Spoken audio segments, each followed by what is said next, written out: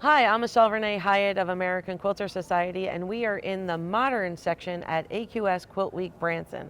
I have the pleasure of being with Lorelai Kuecker, and we are in front of her fabulous fireworks quilt, and this is a new design for you, correct? It is, yeah, it's an original design. So you entered last year for the first time really here at AQS Branson, correct? Yep.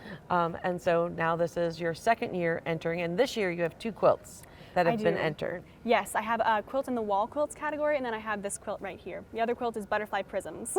And we've convinced Lorelai to do a lecture for us here at AQS Branson. So if you're in town, you should definitely check that out. It'll be a lot of fun. It will be. And then next year, tomorrow you're going to do a pattern reveal live from here. Yes, my very first pattern is coming out. I'm going to do my very first live, actually, so it's really exciting. A lot of things are happening.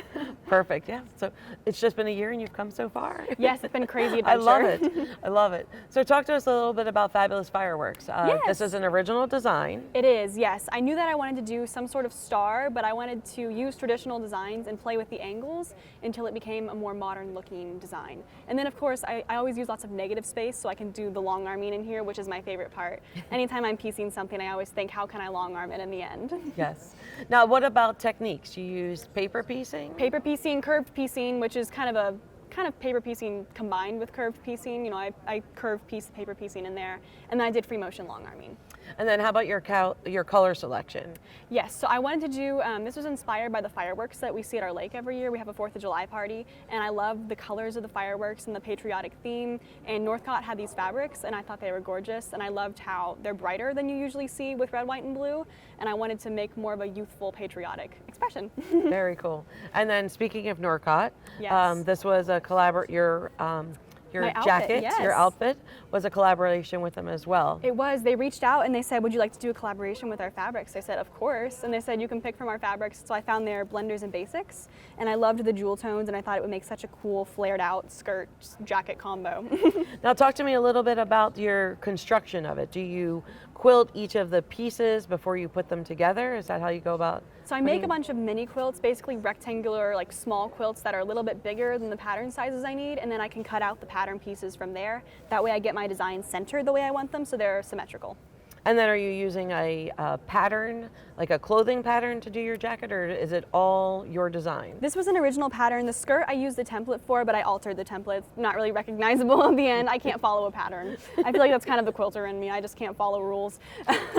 So the jacket was all my design, and the skirt was a template that I altered. Very cool.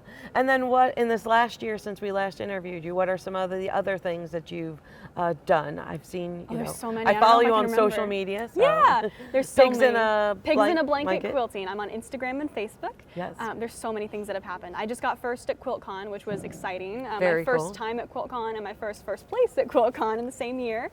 Very nice. I've got a fabric line coming out with Northcott now.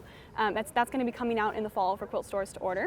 And is it a blender, similar to what you worked with I don't know here? how much I can reveal about that. It's not a blender, I can tell you that. It's going to be a line, but I'm really excited about it.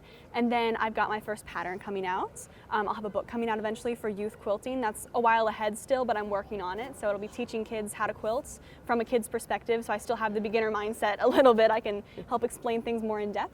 Love that. And I got viewer's choice with my first quilt here last year, which was really exciting. It's been a while, but it's still thrilling. And they can vote for They can vote for viewer's choice again, yes.